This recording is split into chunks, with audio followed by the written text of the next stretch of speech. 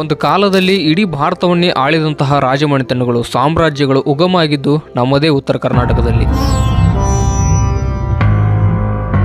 ಕದಂಬರು, ಚಾಲುಕ್ಯರು, ರಾಷ್ಟ್ರಕೂಟರು, ವಿಜಯನಗರದ ಅರಸರು ಇಂತಹ ಬಲಿಷ್ಠ ಸಾಮ್ರಾಜ್ಯಗಳು ಇಡೀ ಭಾರತದಲ್ಲಿ ಹೆಸರುವಾಸಿ. ಅಷ್ಟೊಂದು ಸುದೀರ್ಘ ಇತಿಹಾಸ ನಮ್ಮ ಉತ್ತರ ಕರ್ನಾಟಕದಲ್ಲಿದೆ. ಇಂದಿಗೂ ಕೂಡ ಹಂಪಿ, ಬಾದಾಮಿ, ಬಿಜಾಪುರದಲ್ಲಿ ಇರುವಂತಹ ದೇವಸ್ಥಾನಗಳು, ಸ್ಮಾರಕಗಳು ನಮಗೆ ಬೇರೊಂದು ಕಡೆ ನೋಡೋಕ್ಕೂ ಸಿಗಲ್ಲ. ಇಂತಹ ನಮ್ಮ ಉತ್ತರ ಕರ್ನಾಟಕ ಹಿಂದೂ ಉಳಿಯೋಕೆ ಏನ್ ಕಾರಣ ಅಂತ ಯಾವಾಗಲಾದ್ರೂ ವಿಚಾರ ಮಾಡಿದ್ದೀರಾ?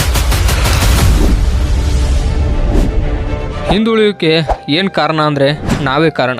ಬಿಕಾಸ್ ಅಷ್ಟು ವರ್ಷ ಶಾಸಕರನ್ನ ನಾವು ಆಯ್ಕೆ ಮಾಡ್ತೀವಿ, ನಾವೇ ಕಾರಣ. ಯಾಕಂದ್ರೆ ಬರೀ ಡಬಲ್ ಮೀನಿಂಗ್ ಅನ್ನೇ ಮಾತಾಡೋ ಹೊಲಸು ಕಂಟೆಂಟ್ ಕೊಡೋ ಅಂಥವ್ರನ್ನೇ ಬೆಳೆಸ್ತೀವಿ. ನಾವೇ ಕಾರಣ. ನಾವು ಯಾರನ್ನು ಏತರ ಬಗ್ಗೆನೂ ಪ್ರಶ್ನೆ ಮಾಡಲ್ಲ. ಯಾಕಯ್ಯ ನೀನು ಇದನ್ನ ಮಾಡಿಲ್ಲ ಅಂತ ನಾವು ಯಾರನ್ನೂ ಪ್ರಶ್ನೆ ಮಾಡಲ್ಲ. ನಾವೇ ಕಾರಣ. ಅವ್ರು ಓಟ್ ಕೇಳಕ್ ಬಂದಾಗ ಅವ್ರ ಹಿಂದಿಂದಾನೆ ಹೋಗ್ತೀವಿ. ಡೆವಲಪ್ಮೆಂಟ್ ಮಾಡ್ಲಿ ಬಿಡ್ಲಿ ಜೈಕಾರ ಹಾಕ್ತೀವಿ. ನಾವೇ ಕಾರಣ.